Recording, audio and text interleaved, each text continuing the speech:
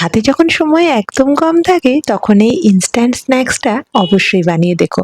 বানানো একদমই সোজা, আর খেতে যা দুর্দান্ত হয়, টপাটপ সব শেষ হয়ে যাবে। কিন্তু সবার আগে আমার পেজটা ফলো করা না থাকলে অবশ্যই ফলো করে নিও।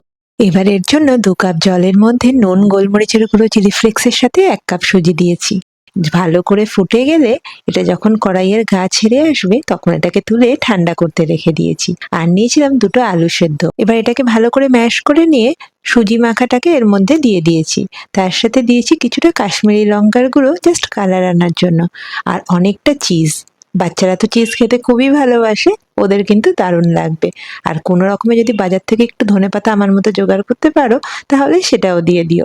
এবার হাতে তেল লাগিয়ে এরকম বলের শেপ দিয়ে নিয়েছি। এবার ওপরে কিছুটা কর্নফ্লাওয়ার ছড়িয়ে হালকা কোটিং করে নিয়েছি যাতে তেলের মধ্যে লেগে না যায়। এবার তেল গরম করে এগুলো ভেজে নিলেই কিন্তু এই সুজি পটেটো বলস কিন্তু 15 মিনিটেই রেডি। একবার কিন্তু অবশ্যই বানিও আর আমাকে কমেন্টে জানিও কেমন লাগলো।